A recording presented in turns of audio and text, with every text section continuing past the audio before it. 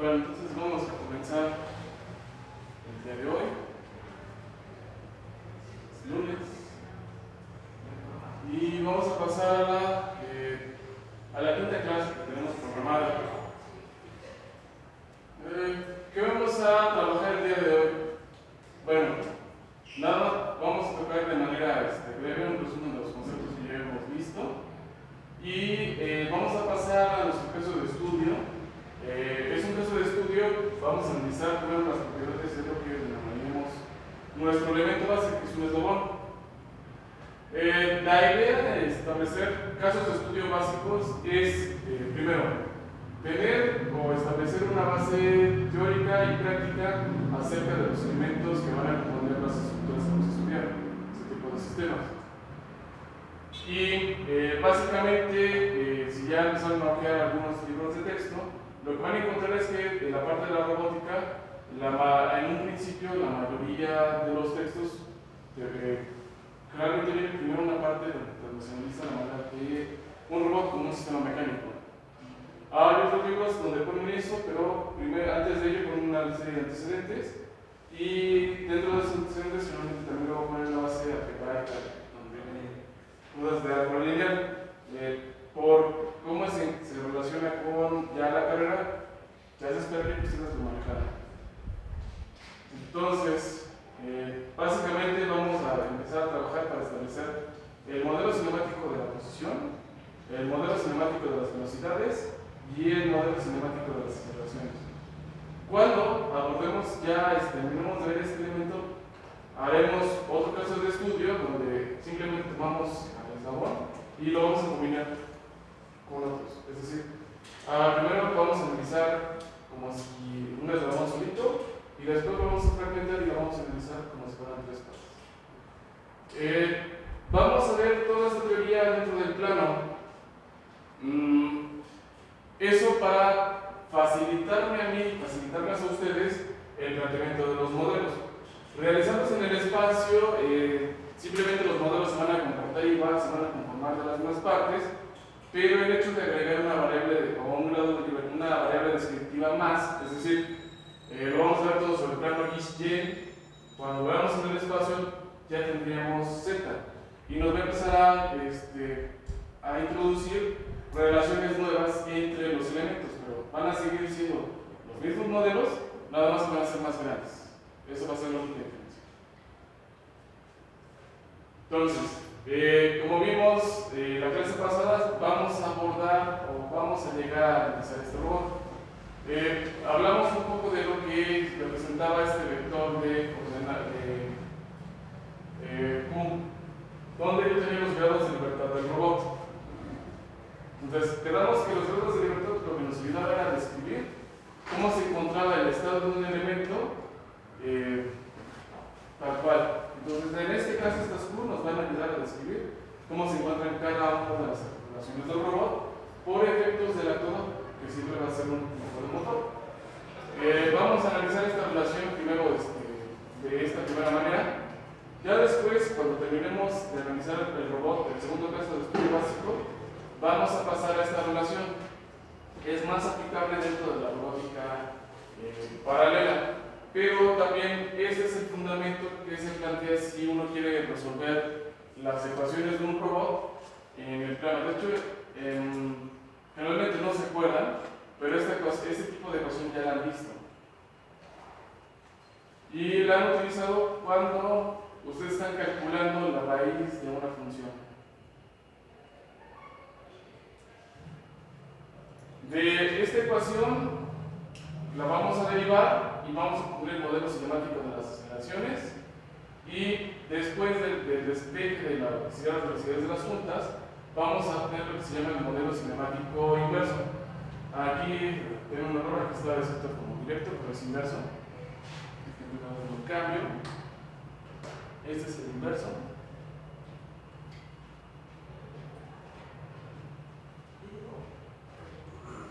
Y ya en el área de estudio, generalmente el modelo inverso es el que nosotros vamos a utilizar más. Porque aquí simplemente lo que le vamos a decir es cómo queremos mover la herramienta, y aquí lo que nos va a decir es cómo se deben de mover las articulaciones. En lo que estamos estamos diciendo es cómo se mueven las articulaciones y a partir de ahí definimos cómo se mueve la herramienta. Y derivado a través de cada uno de esos modelos vamos a tener el modelo de la aceleración. Este modelo es más útil cuando estamos planteando un controlador, no tanto para el análisis cuando queremos programar o definir los movimientos de las articulaciones de manera conjunta. Entonces, eso es lo que vamos a trabajar. Y ya que tengamos el análisis cinemático, vamos a pasar a realizar el análisis dinámico. El análisis dinámico, aquí únicamente lo estoy presentando a la ecuación de Euler-Lagrange porque es el que más se utiliza. ¿Cuándo vamos a utilizar Euler-Lagrange o se va a utilizar Newton-Euler?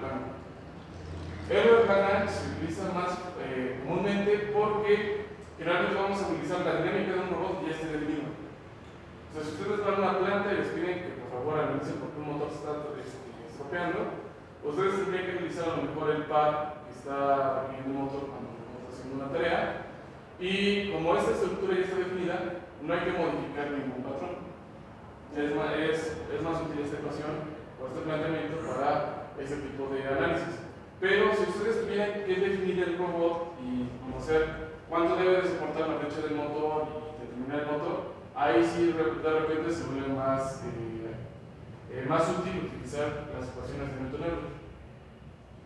No me he metido mucho en las ecuaciones de Newton-Euler porque sí son más largas y esencialmente si ustedes ven el capítulo número 5, me parece que es el de Craig, o es el 6 de la dinámica, lo que van a encontrar para el planteamiento de esas ecuaciones es que toma ciertas consideraciones, no incluye todos los elementos dentro del modelo dinámico. Él lo menciona nada más porque es una simplificación.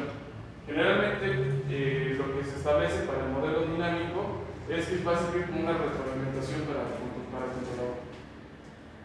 Dado que nosotros lo que vamos a querer definir va a ser la manera en que se tienen que coordinar las juntas del robot para realizar la tarea. Entonces, ¿alguna pregunta, alguna duda? Recuerden que todavía es el repaso. ¿Hubo unas preguntas? ¿No? ¿Todo bien? Ok. Y bueno, ahora vamos a comenzar en nuestro estudio del elemento base. Entonces, si se acuerdan, yo les había comentado, ¿no? Como en los Simpsons, vamos a comenzar con el estudio de lo que era un cuerpo libre. En los Simpsons, el ejemplo es la inerte barra de carbón que ayuda a salvar el transportador. Y aquí un cuerpo rígido, común y libre es lo que me va a ayudar primero a poderles plantear todas las herramientas, tanto conceptuales como matemáticas, que vamos a utilizar para describir en general un robot. Entonces, aquí simplemente lo que tenemos es un sistema inercial. Siempre lo vamos a denominar un sistema inercial porque vamos a considerar que es una referencia que nunca se va a mover. Aunque en la naturaleza sabemos que todas las cosas se mueven. Aquí simplemente lo que está pasando es que es inerte dependiendo de dónde lo estemos viendo. Entonces, si yo defino esta esquina como mi sistema inercial, ahorita que yo estoy parado, esa esquina no se va a mover. Si me muevo, me sigo moviendo y me puedo describir con respecto a este punto. Entonces, es por eso que es inercial. Ya habíamos definido que los elementos que componen un sistema de referencia cartesiano son vectores libres y su principal, o la manera que nos van a ayudar es a definir hacia dónde se encuentra un desplazamiento. Entonces, aquí yo tengo un cuerpo, un prisma rectangular, y lo que queremos primero establecer es una relación que nos describa ciertos elementos dentro de este cuerpo. Entonces, ¿se acuerdan qué es lo que nos habíamos llegado con los conceptos? Al final, ¿para qué nos sirve el concepto de centro de masa?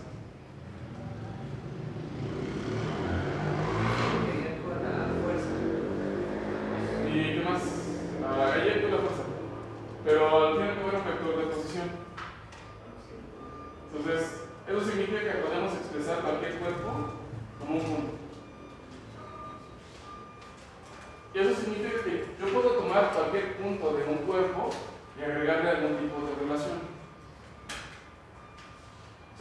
pegar aquí otro sistema de referencia como dice con el cubito, o le puedo poner los sistemas de referencia que yo necesito.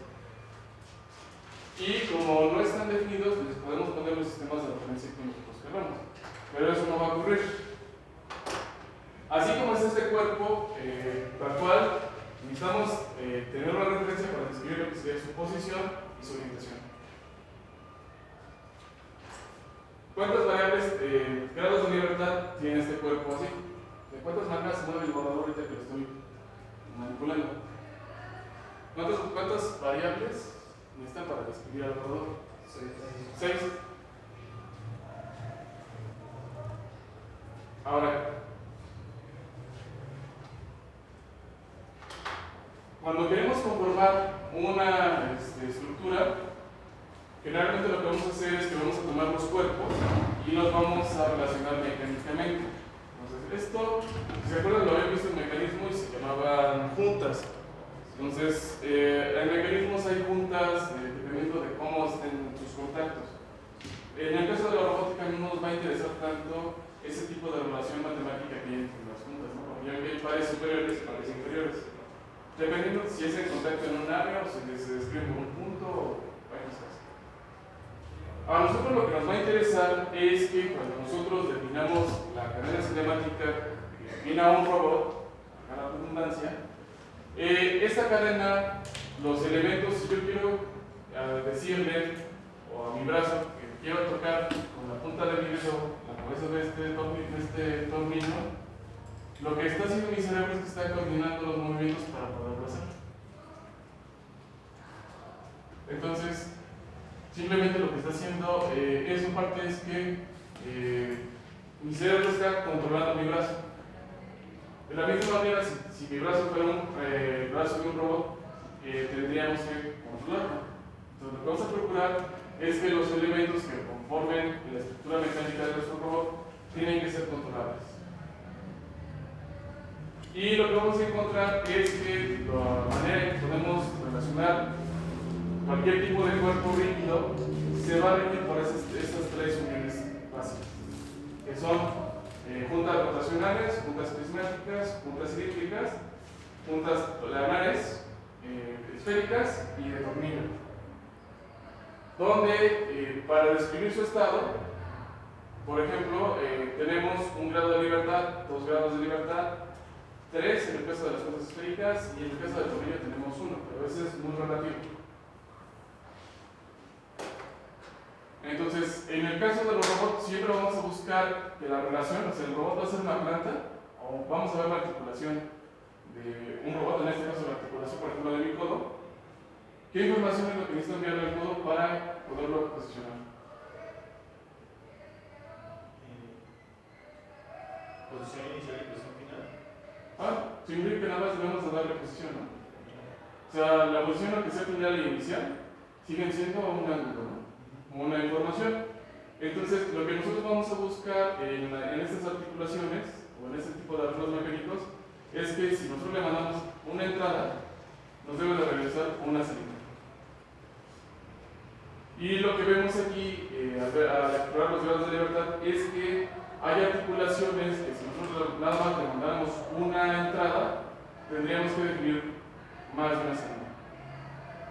Entonces, significa que en articulaciones que no tengan más de un grado de libertad, no van a ser controladas.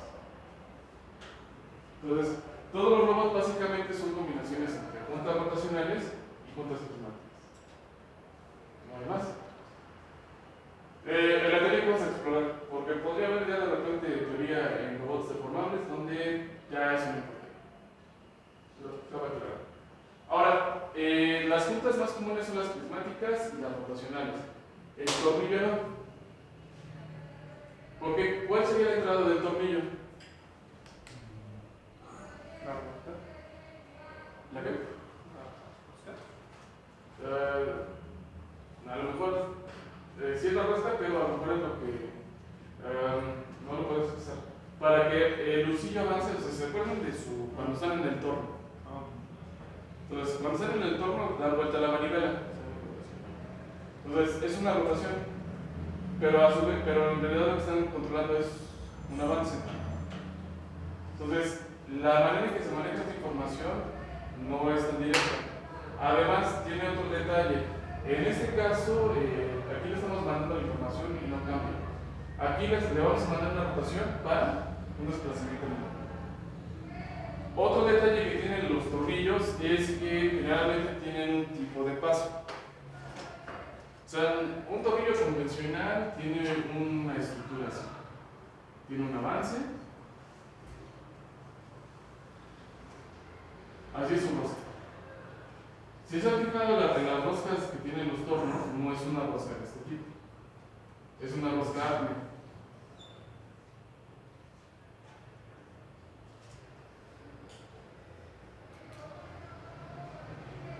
Y así se llama porque así le pusieron.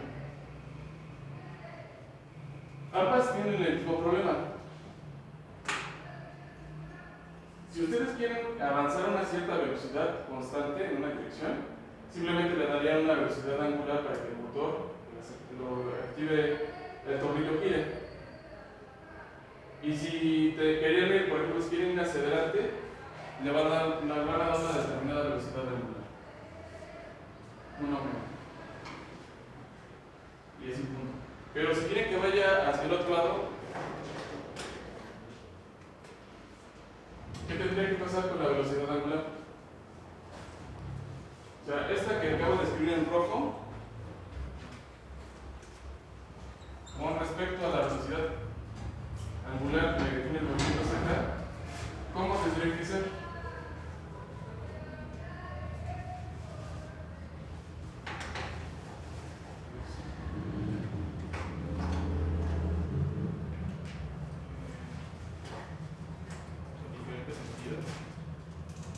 Sí, en diferentes sentidos. Entonces, esta sería negativa.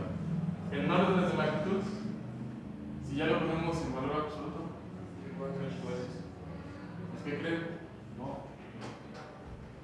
Es un detalle de los tornillos. Desgraciadamente no son iguales. Y eso también puede influir dentro del par. Entonces es por eso que no se utilizan mucho este tipo de juntas. Otra cosa que también van a encontrar es que dentro ya de la configuración de un robot tampoco es muy común encontrar juntas prismáticas. Tampoco es común. A menos que un ejemplo de robot que podríamos decirle sería a lo mejor una impresora o una máquina de CNC, porque tienen una herramienta y la están moviendo. Pero tienen un arreglo, tienen una estructura que es muy especial. Pero imagínense que ustedes diseñaron un robot que empezara a cambiar una junta prismática y cambiara su longitud. ¿Han visto alguno? Es muy raro, ¿por qué? Porque generalmente estas juntas prismáticas hay un efecto que se llama efecto de encajonamiento. Entonces ustedes han abierto los cajones de su casa o un cajón, realmente no es igual el abrirlo que el cerrarlo. Realmente siempre se atora al cerrarlo. Eso pasa por cómo está puesta la estructura. Entonces, como luego se tienen a atorar, tampoco son incluidas muchas veces dentro de lo que es los robots. Hay más tendencia a meter juntas rotacionales como un brazo, porque la combinación de las juntas rotacionales lo que nos permite es explorar más la movilidad. O sea, si yo quiero mover este objeto, una combinación de elementos rotacionales me permite un rango de movimiento mejor que una junta prismática. Lo único que pasa es que aquí estos elementos los podemos controlar de manera lineal, pero estos no. Ese es el detalle. A pesar de que es más complicado hacer esto, sí es más práctico hacerlo. Entonces, eso es lo que vamos a trabajar. Por eso es que la mayoría de los ejemplos y los robots que ustedes encuentren van a tener dentro de su estructura mecánica este tipo de cosas. ¿Dudas? ¿Preguntas? ¿Todo bien? ¿Qué había dicho de que necesitamos 2 grados de libertad para tener una salida? No es que estamos con 2 grados de libertad. Lo que pasa es que, por ejemplo, aquí en una junta rotacional tú le pones un motor. Entonces tú le pones un motor y lo mueves. Pero si tuvieras una junta cilíndrica, le tienes que poner un motor y otra cosa.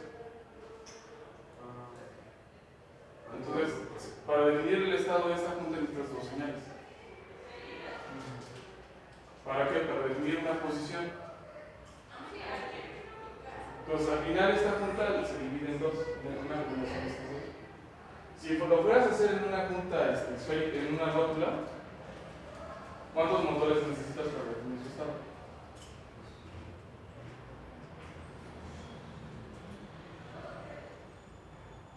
Uno por cada grado de libertad. Pues, en teoría, pero tú no le puedes montar un motor a este tipo de radio.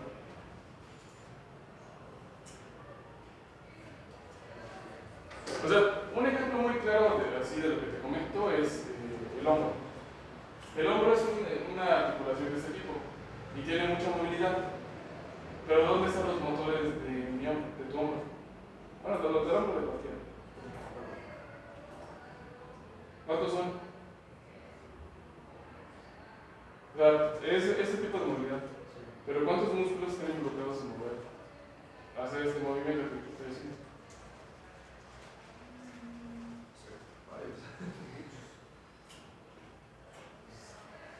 Muy mal que no conocen su cuerpo. Entonces, tienes los músculos que están aquí en el pecho, los músculos que tienes aquí dentro del cuello, los hombros, tienes los músculos de la espalda, pero no empiezan aquí, empiezan por acá. Entonces, los del pecho empiezan por acá. Tienes los de la espalda, que también terminan casi en la mitad, y tienes los del hombro. Más aparte, como estás moviendo, también tienes una combinación de músculos aquí. Entonces, para generar este movimiento, ¿cuántos actuadores tienes? Entonces, no necesariamente tendrías que tener los tres. Para describir el estado de la junta, sí son tres. Pero para generar el movimiento, podrían ser más.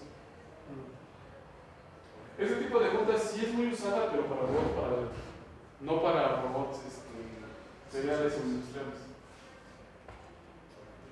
O sea, sí se usan. Esta casi no, la de tornillo un poco.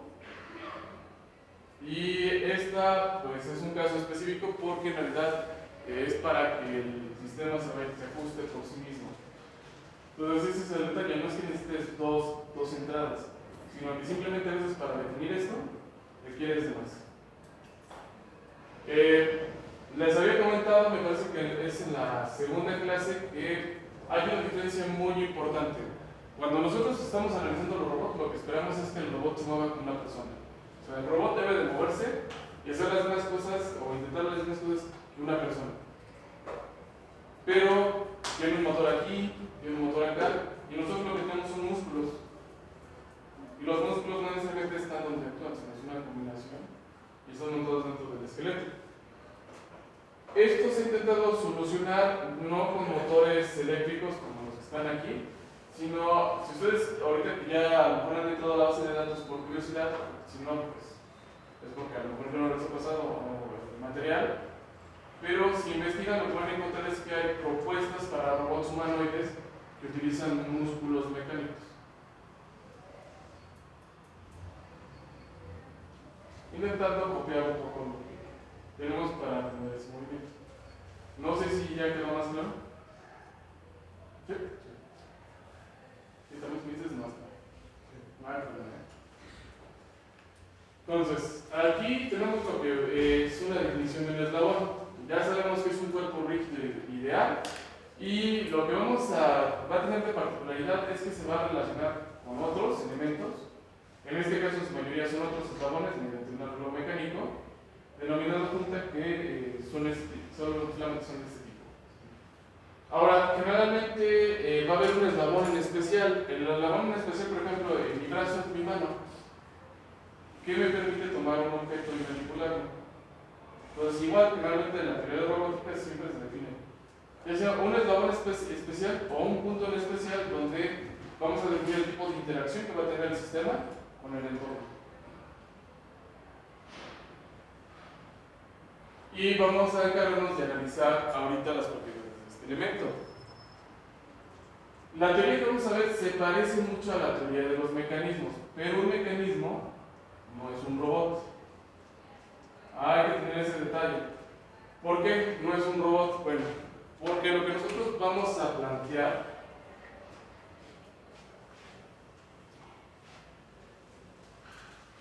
es, por ejemplo, yo tengo esta tarea. Tengo un estado 1 y un estado 2. Al estado 1 le va a corresponder una pose en específico, el estado 1. Y en el estado 2 va a tener una pose en específico. Y aquí lo que voy a tener va a ser la descripción de las juntas. Entonces voy a tener para esta posición un estado de las juntas 1 y un estado de las juntas 2. Para que podamos pasar de aquí para acá, lo que tendríamos que hacer sería mapear. Y cuando tenemos esto, si conocemos ese estado y lo relacionamos, ¿qué nos dice el cálculo que podríamos hacer?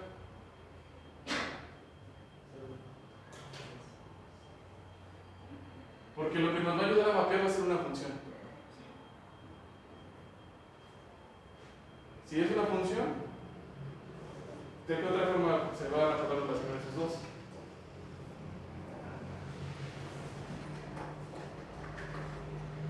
Sí, yo sé, lo estoy agarrando muy en curva haciendo las preguntas del inicio de la carga, pero es importante. Significa que si yo conozco de aquí para acá, significa que también podría conocer el estado inverso. Significa que entonces aquí tendría una función inversa. ¿Y esa relación cómo se llama?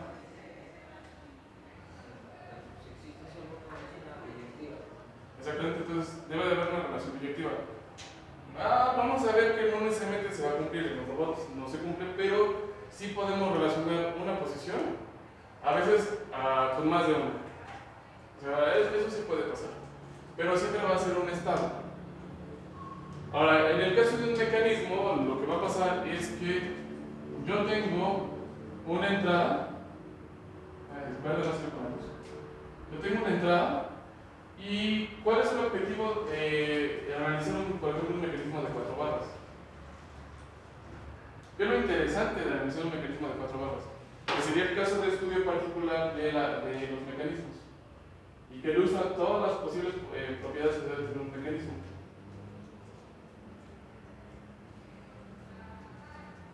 ¿Se acuerdan de sus ejercicios? En sus ejercicios tenían que definir las longitudes de cada uno de los elementos. ¿Para qué?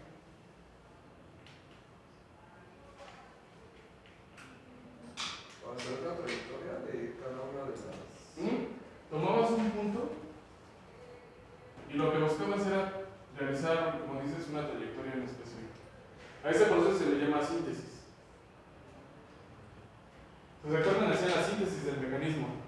Síntesis significa que ustedes van a analizar para encontrar las dimensiones que los llevan. Pero cuando ustedes realizan la síntesis y quieren, por ejemplo, llevar esta trayectoria en azul, generalmente lo que van a encontrar es que ustedes van a desarrollar esta trayectoria. Siempre va a ser una trayectoria que va a tender a aproximarse a lo deseado. Significa que en el caso de un mecanismo no llegarían aquí, llegarían a un punto por acá. Pues la relación no es biyectiva. Al no ser biyectiva significa que un mecanismo no es controlable.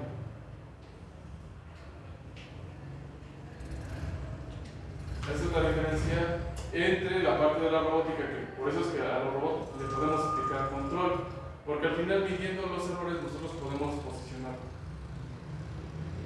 En un mecanismo, la única entrada que debe de recibir de acuerdo a la definición de mecanismos, y que les diga lo contrario está mal, es que un mecanismo solo recibe una entrada de un motor. Los mecanismos se acuerdan, había que analizarlos para saber cuántos grados de libertad tenían. ¿Cuántos grados de libertad tiene un mecanismo?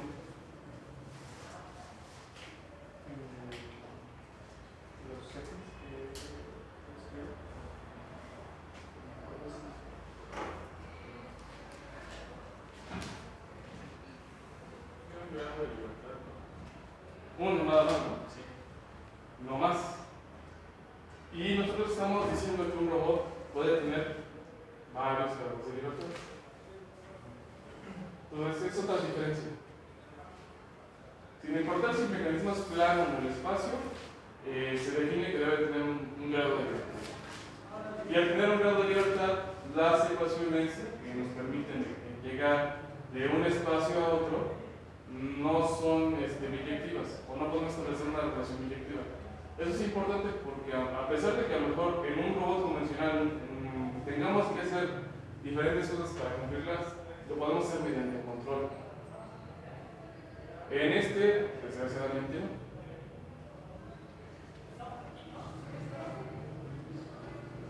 Pero eso no significa que no vamos a poder empezar a utilizar la teoría, que la vamos a desechar totalmente. ¿Por qué? Porque vamos a partir de aquí. Generalmente para el análisis de un mecanismo se plantea una ecuación de lazo cerrado. Entonces, por ejemplo, generalmente vamos a hacer síntesis de un punto contrario. Entonces yo tengo el vector A en verde, el vector B en amarillo, y la suma me va a dar la posición de este punto. Y yo tengo el vector C y el vector D, que también me describen el mismo punto. Entonces, eso es una cadena cerrada y tenemos una referencia. Aquí la entrada, ¿cuál sería? Bueno, sería que yo aquí le voy a poner un motor y voy a hacer girar. Esa es la otra.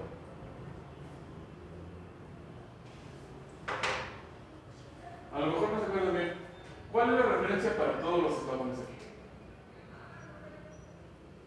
El punto que llevaba tierra. Y la Tierra está referenciada a un sistema inercial. Quiere decir que el estado de cada una de las juntas se va a seguir describiendo con respecto a ese sistema inercial. Es otra diferencia. Todas las referencias que van a describir a las articulaciones van a estar sujetas al mismo sistema. Lo que nosotros vamos a utilizar para los robots es que ya habíamos definido en una sesión pasada que cada una de las articulaciones es independiente. Entonces, sobre esa articulación que está definida, podemos definir un punto. Entonces, a ese punto le podemos poner un sistema de referencia y a partir de ahí podemos orientar sistemas de referencia con algún tipo de relación con la restricción mecánica de la junta y a partir de ahí empezar a describir cómo se encuentran las articulaciones. Entonces, esa es también otra diferencia que nosotros vamos a encontrar con la teoría de los mecanismos. Aquí me puedo dejar con esa herramienta, no me acuerdo por qué. Ahora, entendido eso, lo que hacemos es que tenemos nuestro cuerpo flotante, podemos tomar cualquier punto o podemos definirlo de esta manera. Yo lo que estoy haciendo es que estoy definiendo un punto sobre este cuerpo y otro. En este caso lo estoy haciendo de manera arbitraria.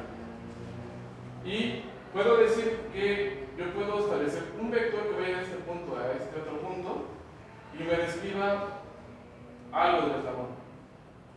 Por ejemplo, este vector, ¿qué piensan que nos puede ayudar a describir el eslabón?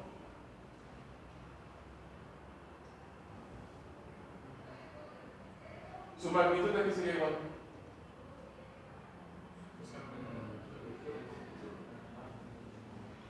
Pero díganlo con confianza. Entonces, estos puntos, en este caso, como es su compañero, nos pueden ayudar a definir la longitud del eslabón. ¿No?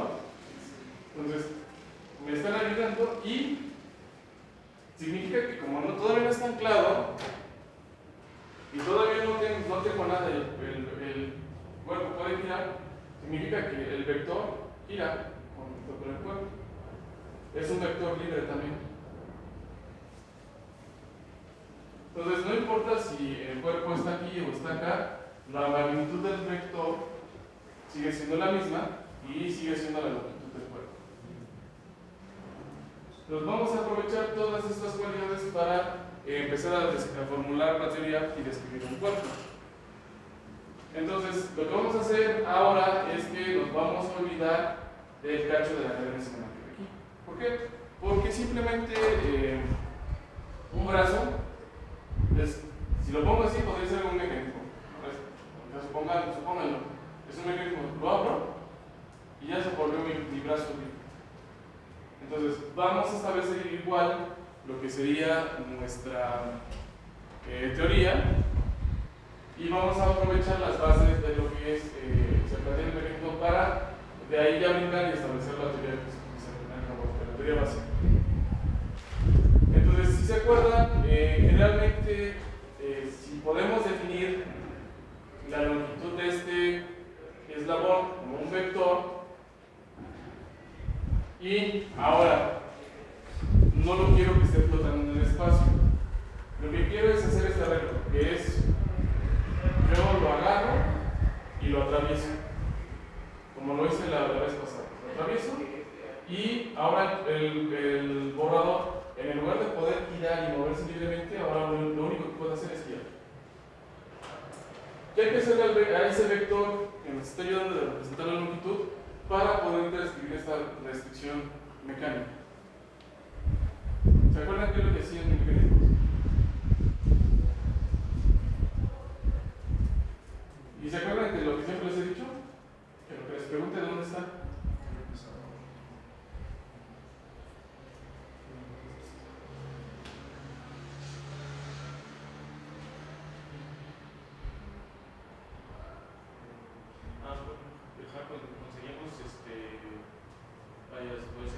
Varias posiciones.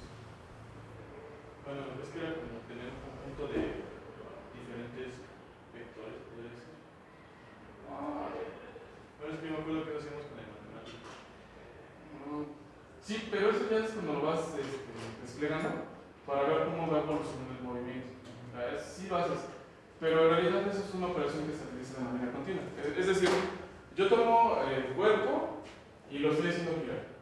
Entonces, si lo hago girar y le voy metiendo, supongan que está girando por efecto de un motor, lo que lo está haciendo es de manera continua, no se está deteniendo. Entonces, lo que tú hiciste fue hacerlo así de manera continua para ver cómo iba discontinuado de manera. Eso es bueno, pero lo fuiste haciendo así para ver viendo la evolución de los elementos. Pero este vector A en realidad se está expresando como un vector. O sea, generalmente cuando ustedes definen un cuerpo, lo más sensato es siempre que el vector quede definido sobre la dirección de x. Entonces, este vector xa lo que me dice es que es un vector, o yo lo estoy definiendo como un vector cuya magnitud es la longitud, pero sigue siendo un vector libre. Para amarrarlo, lo que estoy haciendo es que lo multiplico por esta matriz. ¿Se acuerdan cómo se llama esta matriz? Esta matriz es esta.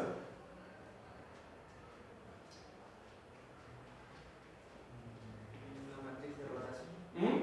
Es una matriz de rotación.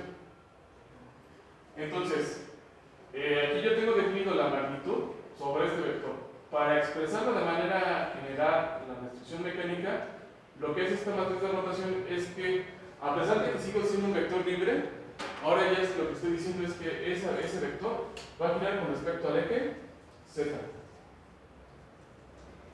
Y como todos los mecanismos se realizan en el plano, porque los mecanismos se no inician en el plano, pues simplemente todas las rotaciones están expresadas en términos de rotaciones entre el eje Z.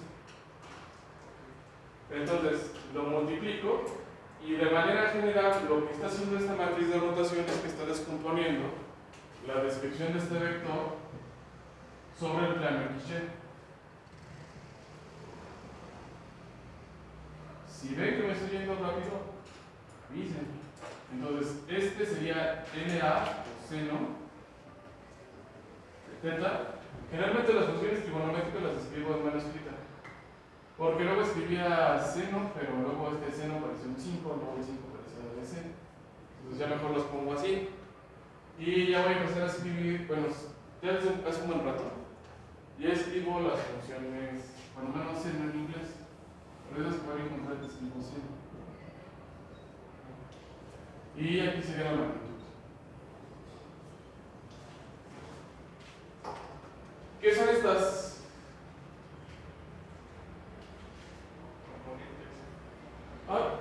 componentes y también reciben otro nombre. Bueno, a lo mejor sí son las componentes, pero ¿son componentes de qué?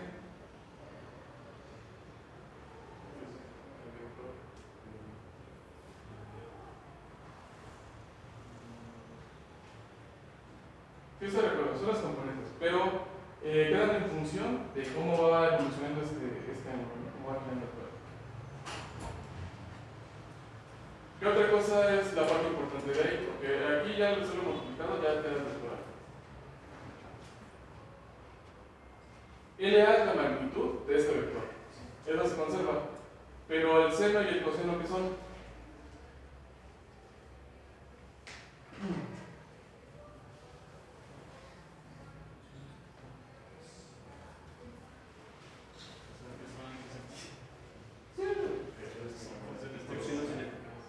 Sí, pero ¿de dónde salen las funciones trigonométricas?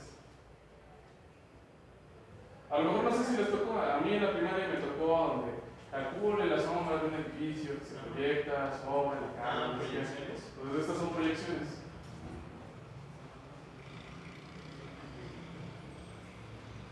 Entonces no hay que perder de vista.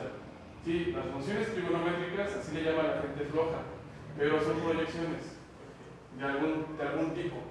Nos ayudan a ¿qué? A saber cómo se encuentra el estado de algo con respecto a alguna referencia.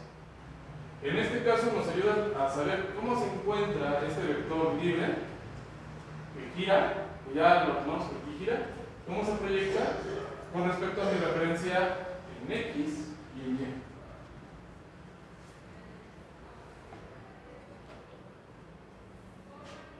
¿Está bien? Entonces, es importante porque al final nosotros vamos a tomar esta referencia para describir un punto en específico. Generalmente aquí en los mecanismos será el punto donde hicimos la síntesis. En los robots lo que vamos a describir va a ser un punto que vamos a asociar con lo que le vamos a denominar el efector final, que puede ser una pinza, si es un manipulador, o puede ser una herramienta que nosotros debemos de posicionar para que el robot tome un objeto. En este caso, en este ejemplo de la figura de libro de Craig, que ustedes pueden encontrar en el capítulo 1, lo que nos está diciendo es que vamos a establecer un sistema de referencia.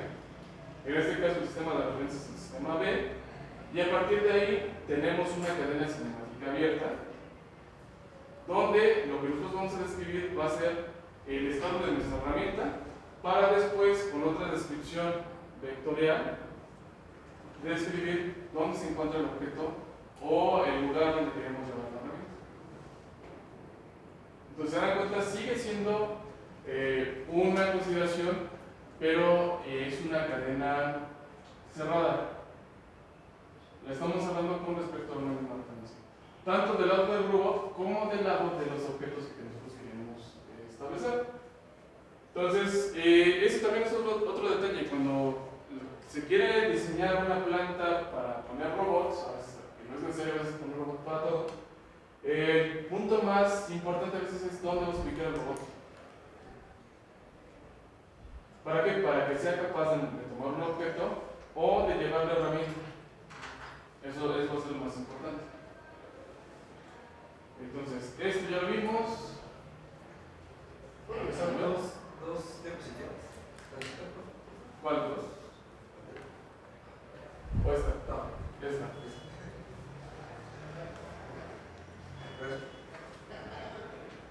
También si quieren sacar fotos en cualquier instante lo pueden hacer. Entonces son libres porque tienen el video, tienen las presentaciones y pueden sacar fotos. Y tienen el libro de texto. ¿Ya? Ya. Ahora este ya lo vimos. Ahora, aquí viene esta lámina y la voy a explicar. Esta lámina, ya me acordé, se relaciona con esta. ¿Por qué? Porque aquí tenemos una matriz de rotación. ¿Qué es rotar?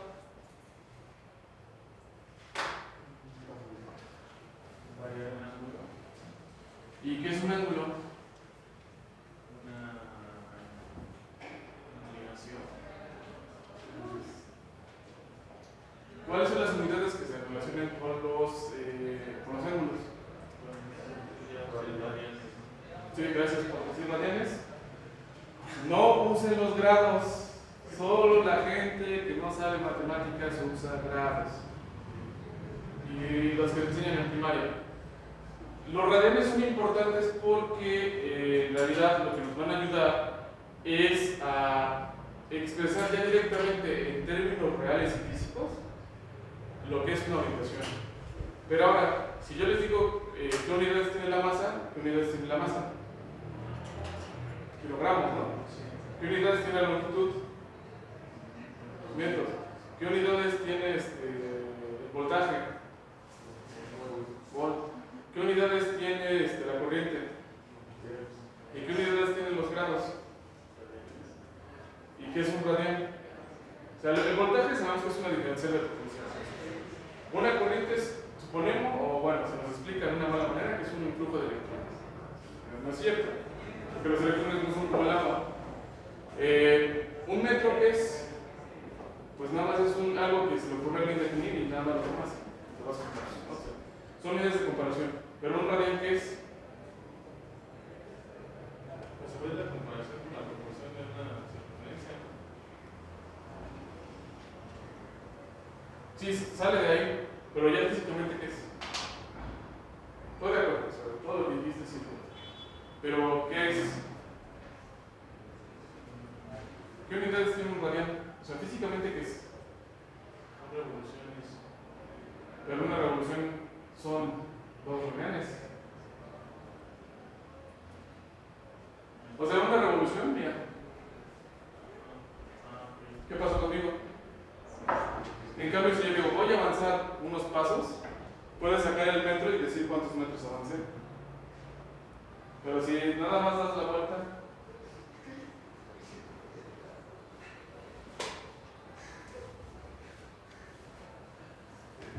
un radián, porque lo estoy viendo con mucha angustia, es algo adimensional.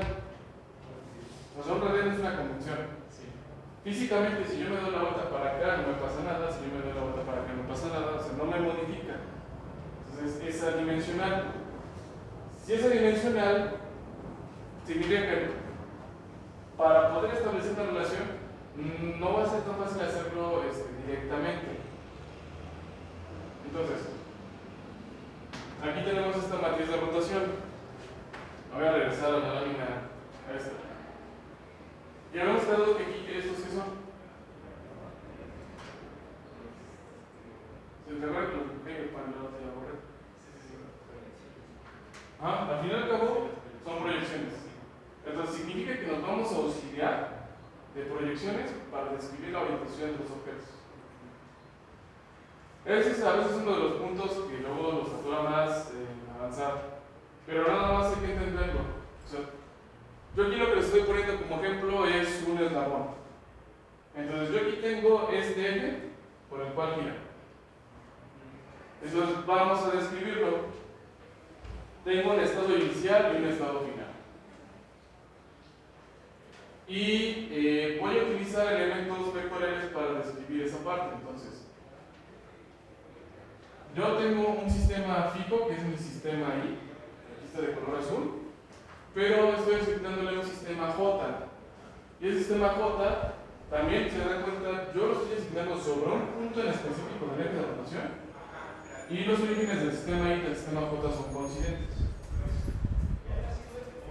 Ahora es algo que batalla. Cuando uno empieza aquí hay que explicar lo más. Ya cuando lo entienden, ya. Y el sistema J está montado sobre el eslabón. Entonces, la longitud del eslabón es la distancia que yo tengo de mi punto inicial de este origen hasta un punto B. Es un vector de rotación. Cuando el eslabón gira, yo en este caso lo voy a hacer girar con respecto a eje Z. Significa que voy a mantener a ZJ paralelo a ZI.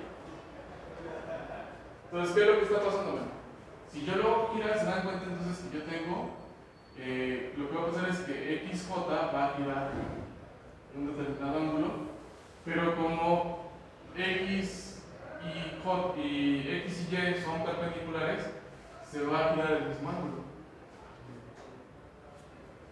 ¿Se acuerdan que habíamos visto que había una operación vectorial que nos ayudaba a saber el ángulo que había entre los vectores? Que era el producto punto. Sí, Entonces, déjame ver si lo apunté aquí. Ah, es que está la otra lámina. Ahorita lo vemos. Entonces, la matriz de rotación, ¿para qué lo hacemos? Se lo tengo acá. En realidad es la conjunción o una composición entre los productos punto que hay entre los ejes. Es decir, para saber cómo está orientado XJ con respecto a XY, simplemente hago el producto punto entre ellos dos. Si quiero saber cómo se encuentra XYJ con respecto a XY, hago el producto entre esos dos. Si quiero saber cómo se encuentra con respecto a Z, ZJ con respecto a XY, hago el producto entre los dos.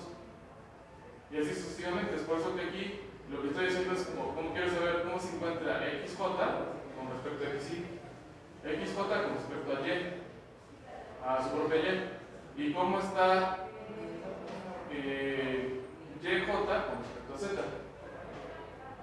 Entonces, así se desarrolla. Después Z con respecto a X, Z con respecto a Y y Z con respecto a Z. Es por eso que la matriz de rotación que está definida son proyecciones, porque provienen de una composición de elementos que son producto punto. Ahora, como estamos haciendo girar dos sistemas de referencia, los vectores que los componen, ¿cuánto vale su magnitud? Sí, son sistemas de referencia. Son unitarios todos. Entonces significa que la magnitud de X, Y, de Y y de Z Y es 1. La magnitud de X, J, Y, J y Z, J es 1. Entonces, si yo hago el producto, o sea, un producto punto es igual a la magnitud que hay entre esos dos vectores por el ángulo entre ellos. Entonces, aquí simplemente lo que yo hago es que si hago el producto entre XJ y XY, su magnitud es igual a 1. Entonces, 1 por 1, 1. ¿Cuál es el ángulo que hay entre los dos? En este caso, es θJ con respecto a Y. Acuérdense de la notación que habíamos visto al inicio. J, I. Entonces, este es donde estoy, si lo quieren ver así. Con respecto a quién.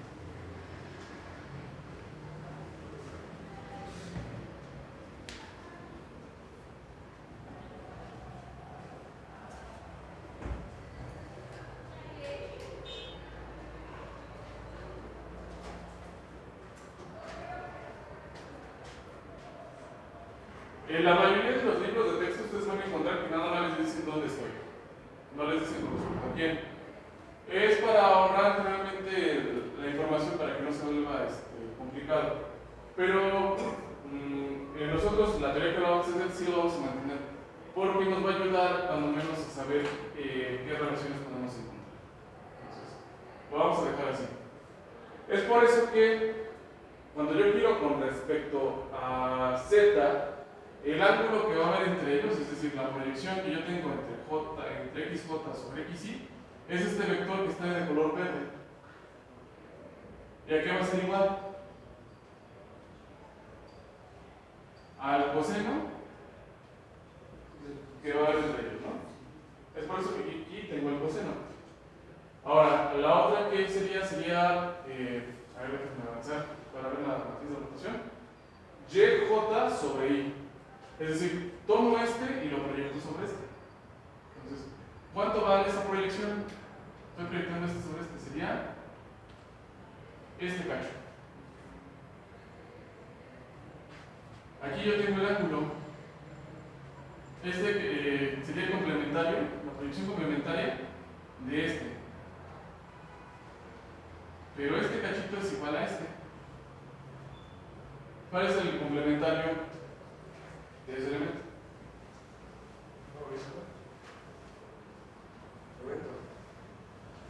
¿Pero en función? Claro, sí,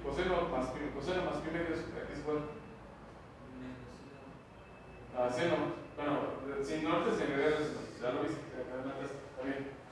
Es que su compañero ya lo vio. Sí, o sea, la componente de aquí de esta magnitud, como este es el mismo que este es coseno. Entonces, lo que estamos midiendo sería la magnitud que está proyectando. Es seno. Pero entonces su compañero ya ve que es menos seno. ¿Por qué es menos seno? Porque está apuntando en la dirección contraria a x. Nos está quedando esa proyección del lado negativo. Entonces es igual a menos que el seno. Y es esta parte de la matriz de rotación. Ahora lo que sigue es proyectar a x sobre z.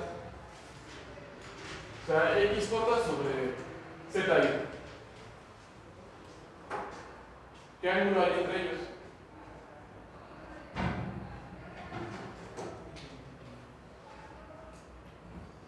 Coseno de 90. Entonces el coseno de 90, 0. Entonces así se van a ir componiendo las matrices de rotación. Entonces, una matriz de rotación sí nos dice cómo está orientado un objeto y sus elementos que la componen son proyecciones. Entonces, si la seguimos desarrollando, ahora haríamos la proyección de y sobre x, no, a ver, acá de yj sobre x, después, que sería esta parte, seríamos proyectar esto, que quedaría positivo, que sería seno. Después de y sobre y, que sería este cachito, entonces aquí sería el coseno. Y después otra vez de y sobre z. Como estos están en un plano perpendicular a z, entonces 90, entonces este sería 0. Ahora si lo hacemos de z con respecto a x, esto ya sabemos que son perpendiculares. Entonces esto es coseno de 0, de pi medios, perdón, 0. Coseno de pi medios, 0. ¿Cómo es ZI y ZJ? Yo los dibujé aquí colineales, pero en realidad son paralelas. ¿Cuánto vale el ángulo entre los dos? 0, exactamente. Entonces, el coseno de 0, 1. Es por eso que llegamos a esta rotación. Entonces, nosotros vamos a expresar cómo se orienta un objeto en el espacio, creando matrices de rotación, y esas matrices de rotación simplemente las vamos a generar por las proyecciones. Afortunadamente, pues vivimos en un sistema donde estamos percibiendo todo de manera cartesiana, significa que únicamente vamos a contar con 3 matrices de rotación básica. Solo 3. Girar sobre z, sobre x y sobre y. Es lo único que podemos hacer. Nada más. ¿Qué detalles podemos? Bueno, ahorita me iba a adelantar, pero no. Entonces, vamos a seguirle. Y a partir de J, yo estoy definiendo al punto P. Entonces, el vector de posición que yo estoy estableciendo es que yo estoy montando sobre el punto P y avanzo sobre la dirección de x. Nada más. ¿A qué sería equivalente? Sería equivalente a que ustedes fueran a una feria, se subieran a lo que sería un juego mecánico, y ustedes en el juego mecánico pues sería el eslabón. Ustedes tienen el punto P. Entonces, la persona que esté sentada hasta atrás, lo único que va a ver es que ustedes los va a ver fijo. Pero alguien que esté afuera de este arreglo mecánico va a ver que empiezan a girar.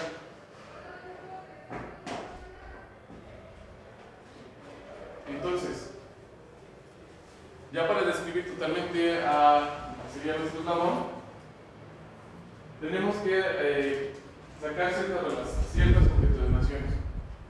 Antes de llegar a eso, nada más hay que explicar algunas ciertas propiedades de las matrices de rotación. La más útil y la que vamos a utilizar es que generalmente, ahorita lo que nosotros estamos definiendo, así como está definido, es que estamos girando nuestro sistema J con respecto a nuestro sistema Y. que sería como que nosotros estamos montados sobre el juego mecánico.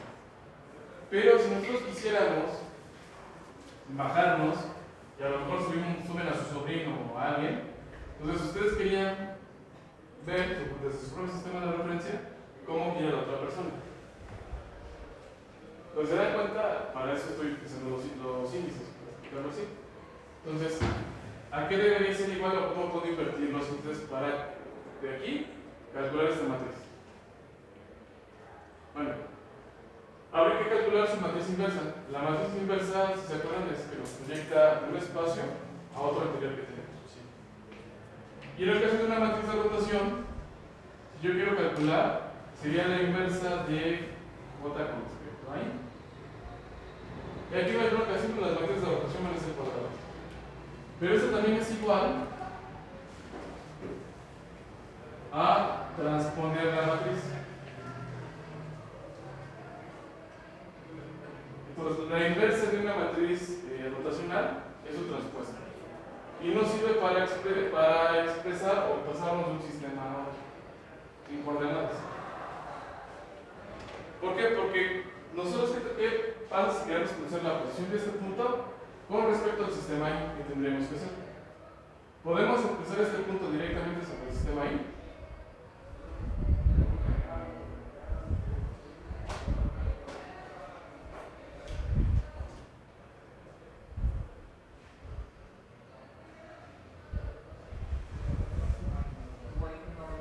Sí. ¿Podemos expresar el punto P directamente sobre el sistema I? ¿El punto P sobre qué sistema está definido? Sobre J. Significa que si nosotros quisiéramos expresarlos, no lo podemos expresar directamente sobre I. Primero tenemos que terminar de expresarlo sobre J y después pasarlo a I.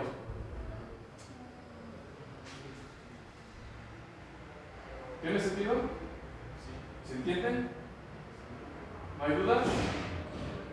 Ok. Entonces, ¿qué significa el vector de hasta ahora? El vector de posición.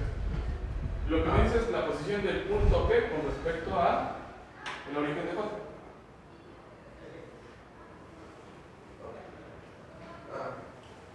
Está bien, pregúntenme, no hay problema.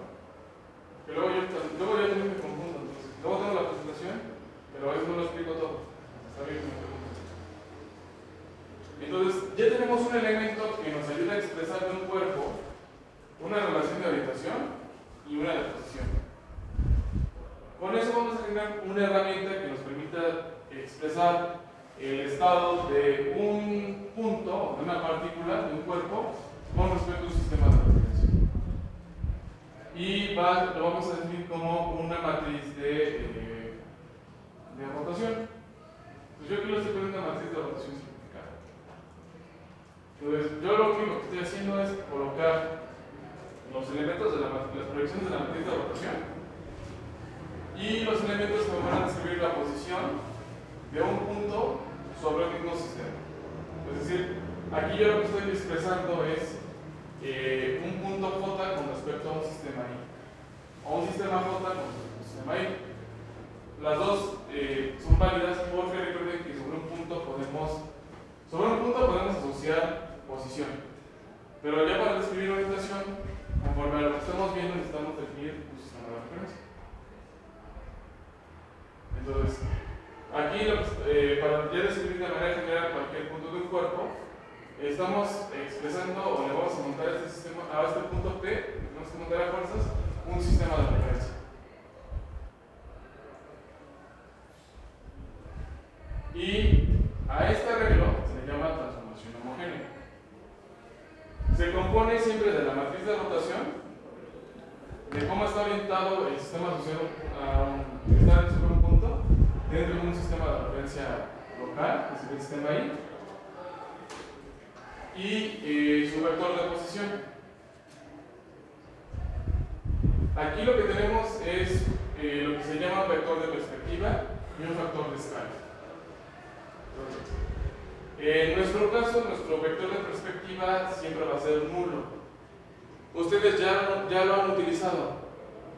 Cuando han jugado videojuegos en tercera persona, generalmente lo que nosotros vemos es al personaje en tercera persona y está enfocado en una cámara. La mayoría de los juegos buenos, no los de Nintendo, sino los buenos juegos, lo que tienen es que podemos mover uno de los joystick y podemos cambiar el ángulo de la cámara. Eso lo hacemos dándole valores a funciones que están contenidas aquí. Y con eso cambiamos la perspectiva con la que estamos viendo y nos estamos enfocando. Entonces, en nuestro caso no queremos hacer eso, porque si lo hiciéramos, lo que estaríamos viendo es cambiar la posición de los vectores, entonces nos va a cambiar cómo vamos a ver esas proyecciones. Entonces, de repente podríamos ver que el vector se deforma, así, claro, que el robot se deforma, o que el robot está borracho, así. Entonces, siempre nosotros lo vamos a manejar como que no hay una alteración, por eso lo vamos a hacer nulo. El otro es el factor de escala, nosotros siempre lo vamos a manejar unitario. Ahora, igual, está la otra opción de que si movemos el otro joystick, podemos hacer acercamientos o alejamientos de la cámara, modificando este valor. Este valor lo que hace es que modifica el tamaño de los vectores que estamos viendo desde el sistema de referencia local. Como nosotros no los queremos alterar, lo vamos a dejar siempre en 1. Siempre. Y esta es la proyección más común y más sencilla de manejar. Hay otro tipo de notaciones que también se utilizan en la robótica.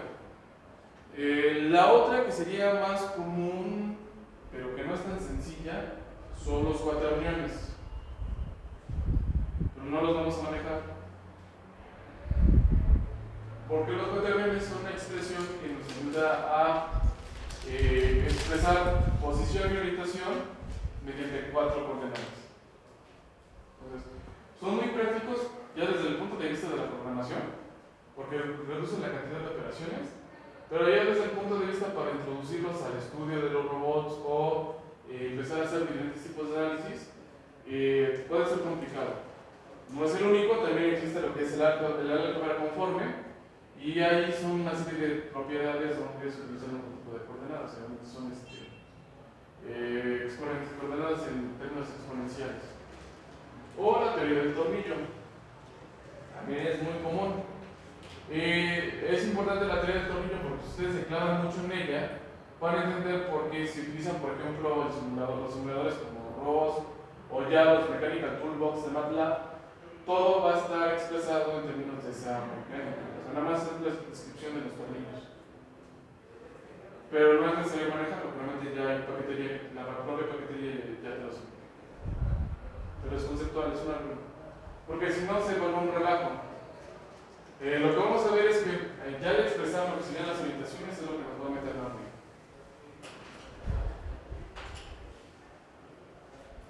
Entonces aquí, ¿qué es lo que tengo en esta lámina? Bueno, ya lo que hice fue colocar un sistema de referencia en el punto P para poderlo describir. Y con ello poder describir cómo el eslabón se mueve. Sí, porque si no tenemos este sistema de referencia no podemos describir al punto P utilizando esa transformación. Entonces, primero, tenemos que definir una transformación que nos diga cómo se encuentra el punto P con respecto al sistema J. Y después, todo lo que se encuentra en el sistema J llevarlo al sistema I.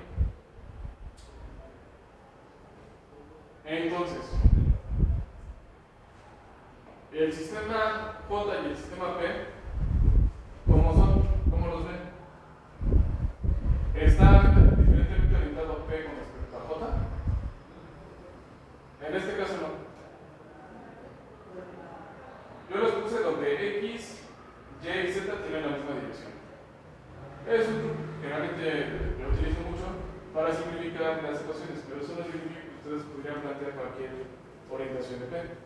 Lo pueden hacer, pero no, lo complican más de las ecuaciones. Como no hay un cambio de orientación, tomando en cuenta esta transformación, significa que el ángulo que hay entre el sistema P y el sistema J son paralelos. ¿Cuánto vale el ángulo que hay entre ellos? 0. Entonces, si estoy aquí, el coseno de 0, 1. El seno de 0, 0.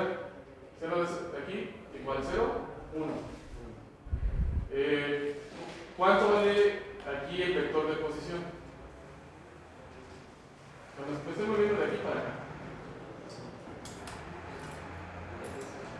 ¿Y sobre qué eje me estoy moviendo? Únicamente sobre X, ¿no? Entonces, significa que para definir esta transformación, que sería esta, aquí se dan entonces 1, 1 y L. Cuando no hay un cambio de orientación, lo único que estamos haciendo son traslaciones. Entonces, la matriz de rotación, lo que va a pasar es que se va a volver unitaria cuando no hay un cambio de orientación. Cuando únicamente se muevan por X y Y, al no haber cambio, la matriz de rotación se va a convertir directamente en la matriz unitaria. La matriz de identidad, perdón. La matriz unitaria no existe, la matriz de identidad. Y bueno, Cuando no hay rotación. cuando no hay rotación. Ya después lo que tenemos es que si hay una rotación aquí, ¿no? Gira nuestro sistema J con respecto al sistema I. ¿Cuánto gira? Este ángulo, θJ con respecto a I. Recuerden que se le da otra vez, ¿no? J con respecto a I. Entonces, tenemos el coseno de θJ con respecto a I, el seno de θJ con respecto a I. Lo dejamos así porque son variables. Y el coseno y el seno. Completamos.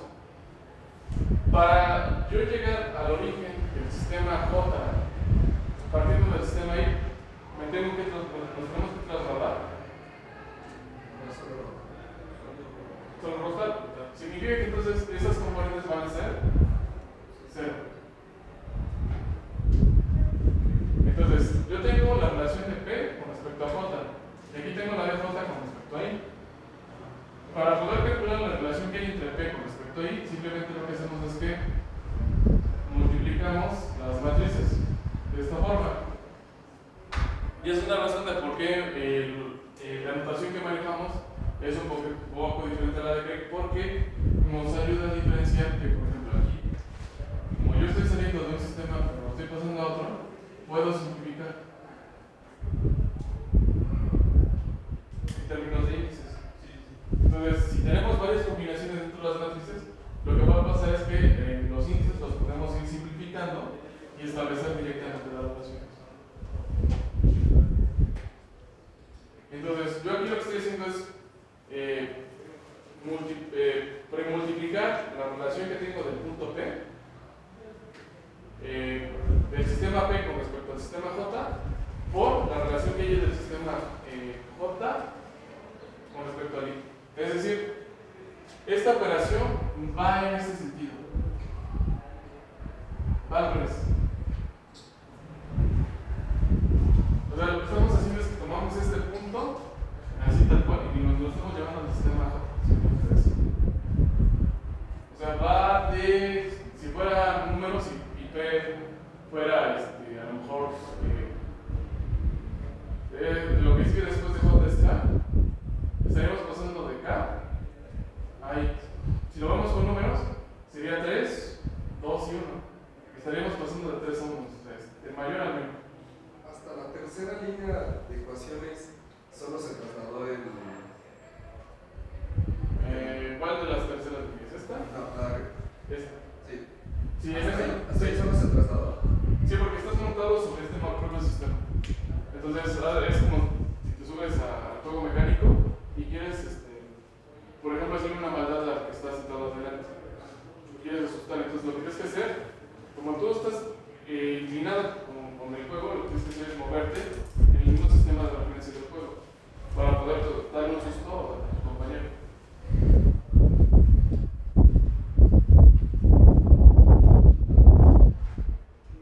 Y ya en el último ya es cuando rota hacia el sistema de referencia.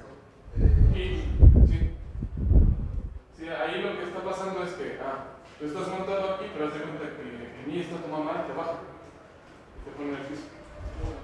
Así literalmente se entiende cada vez que uno va practicando. Entonces, definir estas operaciones, ahorita yo sé que a lo mejor me están dando el avión o están entendiendo, y después lo van a volver a retomar y otra vez nada más hay que repasarlo. Pero ya he entendido de dónde sale esta relación, ya La mayor parte del curso ya está hecho, no hay que hacer más.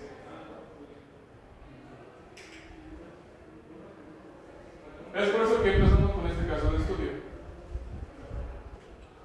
Entonces, ahorita lo que me ayudó es a poderles explicar de dónde salen estas relaciones de posición y nuestra herramienta que va a ser la transformación. A esta transformación se conoce como transformación homogénea. ¿Por qué? Porque la mayoría de los elementos que vienen aquí son homogéneos, ¿no? Se le llama así. Tiene algunos defectos que no es invertible directamente. Cuesta un poco más de trabajo invertir que otros elementos. No hay mucha teoría luego, o sea, no se utiliza mucho esta parte, porque cuando se planteó esta teoría y se empezó a analizar a los robots, el poder de cómputo era todavía un poco era limitado. Entonces, al ser limitado, lo que buscaban eran métodos que impactaran más la distribución de los robots. Entonces, lo que van a encontrar, a lo mejor, son transformaciones homogéneas, pero también lo que se buscaban eran métodos, como el famoso método de Dynamic-Cantemper, que lean sus artículos. Lo que van a encontrar van a ser unas tablas donde vienen parámetros y van a venir con ODH, Dynamic-Cantemper. Y lo que buscan esos tipos de métodos también es reducir la cantidad de operaciones. Y un estándar de cómo expresar las transformaciones que definen una cadena cinemática.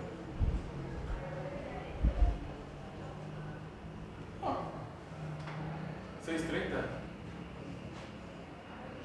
Entonces, esto sería como que en general. Y lo que pasaríamos a ver en el curso, la siguiente clase, sería el caso de estudio básico. Nada más les voy a mostrar.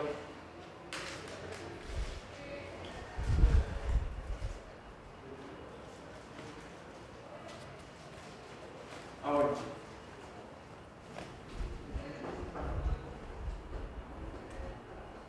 creo que no les he publicado muchas cosas.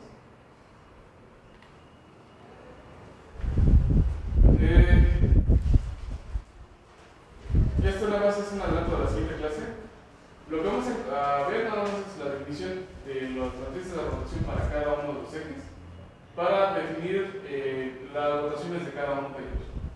Lo que vamos a buscar en un inicio va a ser una transformación homogénea que nos ayude a expresar todos los posibles elementos que componen el movimiento. Bueno, eso es lo que vamos a hacer. De todo esto hay un video. Hay unos videos del proyecto Papimé. Tengan paciencia porque son los primeros videos que aprendí a editar. Entonces, de repente se ven raros, tienen música, pero es porque era lo primero que yo estaba haciendo. Entonces, no los he actualizado, no sé si me da tiempo de actualizarlos. Mi tiempo que no tengo ganas. Sí, porque lo podría hacer en clase y explicarlo de otra manera. Entonces, lo que vamos a llegar es, lo pueden revisar, está cada una de las transformaciones definidas y vamos a definir una matriz de rotación en general. Con un orden específico, lo tenemos a ver las que vienen. Y si ya tenemos la posición en el espacio, vamos a definir una transformación homogénea general para describir relaciones en el espacio. ¿A dónde nos debe de llevar esto? A empezar a hacer este ejemplo básico. Eso es lo mismo que eres ahorita, pero en 3 dimensiones. Ya con la herramienta de 3 dimensiones. Pero lo vamos a seguir trabajando en el plan para no meternos en problemas. Ahora, esto está hecho en CAD. Si revisan el repositorio de prácticas, vienen ya los archivos de CAD para que eso se pueda simular en pantalla. La herramienta que se utiliza es CineScape. Hay dos maneras de utilizar CineScape. Uno, tiene un plugin de exportación, pero solo es para ciertos CAD. Únicamente es para SolidWorks, Inventor y ProEngine.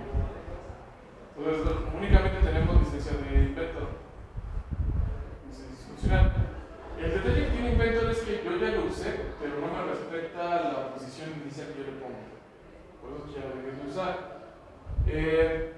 Entonces de ahí lo que hice fue generar los archivos. Ustedes se dan un clavado ahí. Lo que van a encontrar es que este archivo de CAD debe de estar asociado con un archivo XML en una de las prácticas. Este archivo XML es un archivo con formato CMSK que genera esta misma simulación en MATLAB y se genera en un Vision del Mechanical Visual, pero el control de la simulación se lleva en Kakaoin Simulink. Ahora, tiene esos detalles. Como es una clase de robótica, lo que estamos ya utilizando, lo que quisiera llegar a utilizar en algún momento, es el formato de URDF. El formato de URDF es Universal Robots Description File, que se utiliza en ROS. Es compatible con el Mechanics y es compatible con ROS. En simuladores como ya sea ARMIS o Gazebo. Pero nosotros vamos a utilizar todo esto en MATLAB. O sea, vamos a utilizar la parte de Simulink. Entonces, pueden ir viendo esta parte y pueden ir checando. No me voy a clavar en explicarles cómo generar digamos, archivos, porque lo único que hice fue utilizar el plugin y sacarlos del CAD. Solamente hay un video donde explico cómo exportar de URL un robot. O sea, de hecho tengo varios, pero solamente uno ya funcionó. Pero desgraciadamente ya no podemos utilizar ese plugin porque no tenemos la licencia. La licencia que podemos utilizar sería la licencia del bemol, que no hace lo que uno le pide y que solamente es el invento 2021. Pero el otro que sí se le puede instalar el plugin es para Fusion. Pero yo también me he metido, entonces, todas las descripciones de los archivos que vamos a utilizar ya los tienen en URL. Entonces váyanlo revisando porque vamos a plantear el modelo y esas ecuaciones las vamos a ir programando en MATLAB y de ahí vamos a sacar la primera práctica. Entonces, las prácticas, como les había comentado, en su mayoría son prácticas simuladas. El otro trabajo que van a hacer allá es ya directamente con el equipo real. O sea, ya es con el proyecto. Entonces, si no hay más, lo dejamos aquí por hoy. Intenté entrar a VideoNam y ya estaba, bueno, alcanzaba a leer el abstract. Sí. Pero ya cuando lo intentaba abrir decía error en el certificado o algo así y ya no me dejaba avanzar. Pero lo estás viendo desde tu casa. Sí. Aquí. No, es que desde tu casa es como decir que no. Jamás hablo. No. Okay. No, solamente que estés aquí o que saques el permiso de la vida. Te van a pedir, o sea, tú vas a solicitar el permiso para hacer la base de datos y les va a pedir su número de cuenta y un comprobante de que todavía son alumnos vigentes. Okay. Si no se quieren meter en broncas, tómense un ratito, vayan a la biblioteca y vayan descargando. Conéctense a la red y ya. Desde la RU lo pueden hacer. Okay. O desde cualquier otra red que tengan acceso. Pero que sea dentro Sí, que esté dentro del campus. ¿Puede ser con datos desde Zoom? ¿O tiene que ser Pues como yo nunca he tenido la necesidad de consultar un plan telefónico, que todos lados te oye en internet, no sabría decirte. Pero sí debería de ser. Ahora, si lo estás haciendo desde CU, en realidad lo que estás haciendo es que te estás conectando desde la antena que te provee el servicio, no desde la red que tiene la universidad. con la Biblia? Realmente todos pertenecen a alguna asociación o algo, entonces pueden hacerlo. Sí, por eso es que pusieron ya ese cable ahí, porque en teoría ya van a poner redes. Pero sí, o sea, va a ser limitada, o sea, va a estar administrada, que ese es el rollo, o sea, administrar una red tan grande es un rollote. Porque en realidad no es por ser mala onda, pero yo creo que nosotros deberíamos tener más acceso que ustedes. O sea, sí, porque ustedes tienen el acceso, pero para debe estar limitado por las cosas que uno les puede poner. Por ejemplo, como ahorita no lo tengo, la clase es más corta, no les puedo poner ejemplo, o no puedo extenderme los ejemplos. Si ya tuviera la red, pues ya simplemente me extiendo, me iría directamente a la página de BiblioUNAM, me iría a los catálogos y ya les mostraría todos los acervos que ustedes tienen acceso. Porque no solo es eso, o sea, podrías entrar, lo más recomendable es que ustedes...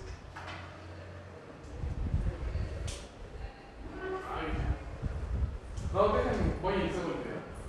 Sí, les explico. Pero ese video se lo voy a poner privado, ¿eh? Sí. Ese no lo voy a poner público, nada más les voy a pasar el enlace. Y Coco el que pasa el enlace, ¿eh? Porque siempre uno se entera aquí.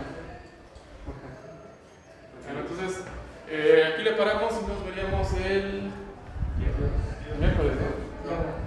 ¿Ya es viernes? Hoy es miércoles. Ah, miren, aquí uno se entera.